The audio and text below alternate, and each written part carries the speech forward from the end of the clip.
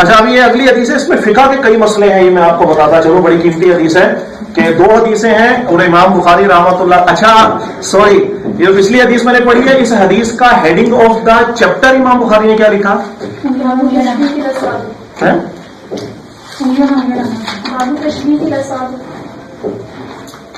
ہاں تو بات کہاں تھی؟ انگلیوں میں انگلیاں ڈالنا، تو حدیث ایسی لے کر آ گئے کہ بس وہ روح میں جان آ گئی ہے، ایسی پیاری ہے۔ امام بخاری ایسے ہی ہے، تھوڑے مست بندہ ہے، یہ کبھی کوئی چیپٹر الگ لکھ دے گا، نیچے حدیث الگ لے آئے گا۔ تو میں نے اکثر شارحین حدیث کو پڑھا ہے، وہ کہتے ہیں بھائی یار امام بخاری پتہ نہیں کبھی کبھی باب کچھ لکھتا ہے نیچے کچھ لے آتا ہے، وہ کبھی کبھی باب کا نام ہی نہیں لکھتا امام بخاری، باب آگے ہیڈنگ نہیں دی، آگے چل گئے، یہ بھی آئیں گے آگے، جیسے یہ حدیث ہے نا، آپ نے اگر کھولی ہو تو یہ ابھی ہیڈنگ آف دا حدیث آئے گی، باب السترہ بمکہ، مکہ کے اندر سترہ کرنا۔ اس کے اگلے صفحے پہ دیکھو حدیث آ رہی ہے صرف باب، نام نہیں لکھا باب کا، چھوڑ کے حدیث لکھ دی۔ کبھی باب کچھ لکھیں گے، حدیث کچھ لے کے آ جائیں گے، تو اکثر وہ کہتے تھے یار تھوڑا لگتا ہے کھسکا ہوا ہے، خدا کی قسم کھسکا ہوا ہے۔ بسم اللہ الرحمن الرحیم وصلی اللہ علی محمد صلی اللہ علیہ وآلہ وسلم۔ دنیا میں فتنے اٹھتے رہے ہیں، اٹھ رہے ہیں اور اٹھتے رہیں گے۔ ایک وقت میں ایک فتنہ اٹھا تھا، عبد الوہاب نجدی فتنہ اٹھا، ابن تیمیہ فتنہ اس دور میں بھی اٹھا، انجینئر مرزا، اور ایک نیا فتنہ سر اٹھا رہا ہے جو اپنے نام کے آگے مفتی لگاتا ہے، کامران شہزاد، مفتی کامران شہزاد، اللہ بہتر جانے مفتی ہے بھی یا نہیں۔ حضرت موصوف امام بخاری کے اوپر تنقید کرتے ہیں۔ قرآن مجید فرقان حمید کے بعد سب سے زیادہ صحیح ترین جو مسلمانوں کے نزدیک کتاب مانی جاتی ہے وہ ہے صحیح البخاری، کہ کثرت کے ساتھ اس کے اندر صحیح احادیث طیبات موجود ہیں۔ دیگر کتابیں بھی احادیث طیبات کی موجود ہیں الحمدللہ۔ ان احادیث طیبات سے ہمیں دین کے کئی احکامات معلوم ہوتے ہیں، ہماری اصلاح ہوتی ہے، دین سمجھتے ہیں، قرآن کو سمجھتے ہیں انہی احادیث طیبات کی بنا پر۔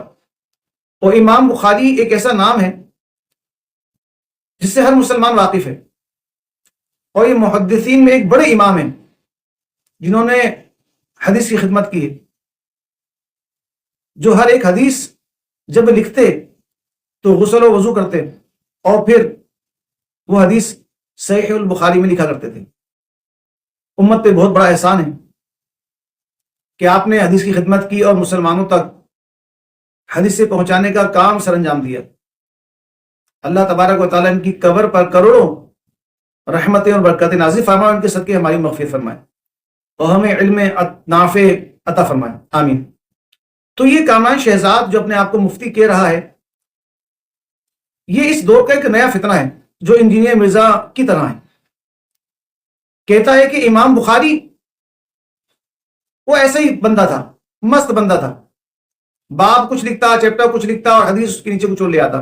امام بخاری کا اپنا ایک اجتہاد تھا، ٹھیک ہے، ہم ان سے کسی معاملے میں اگر علمی اختلاف کریں ہو سکتا ہے، لیکن یہ بات کہہ دینا کہ وہ ایسی بندہ تھا، مست بندہ تھا، یہ ان کے ادب کے خلاف ہے، بزرگوں کے ادب کے خلاف ہے۔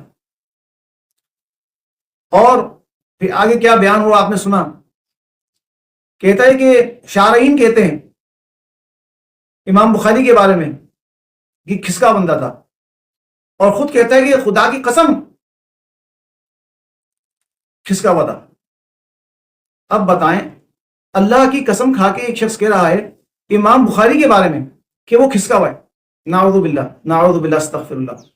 بھائی کھسکے تو آپ ہو، اگر آپ امام بخاری کو نعوذ باللہ کھسکا ہوا مانتے ہو تو پھر تو آپ کو ان سے ایک بھی حدیث لینی نہیں چاہیے، نہ پڑھنی چاہیے، نہ پڑھانی چاہیے۔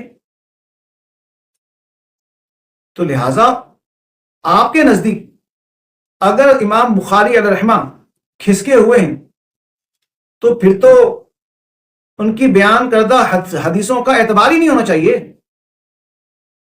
پھر قرآن کے بعد صحیح ترین کتاب ان کی بخاری شریف کو کیوں مانا جا رہا ہے؟ یا سب کے سبھی کھسکے میں واحد اکیلے آپ کے؟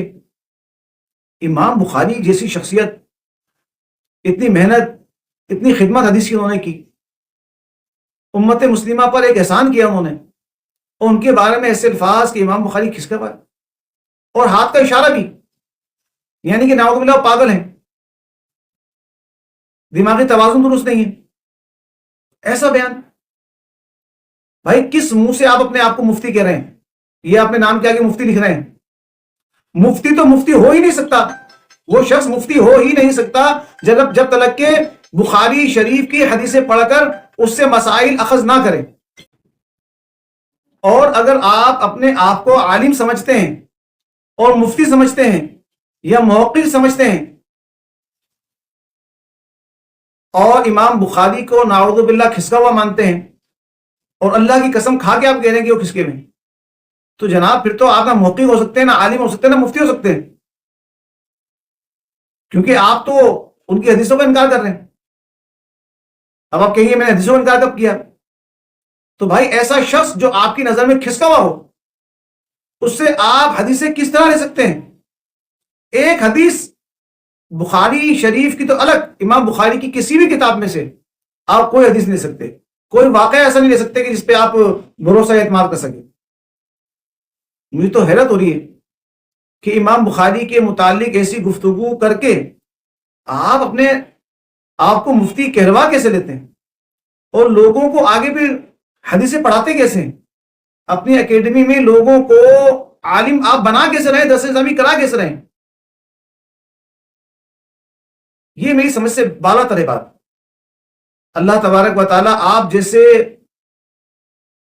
علماء سو سے ہمارے مسلمانوں کی حفاظت فرمائے، اور اللہ تبارک و تعالیٰ ہمیں ان بزرگوں کا ادب کرنے کی توفیق عطا فرمائے۔ آمین بجاہ النبی الامین صلی اللہ تعالی علیہ وآلہ وسلم۔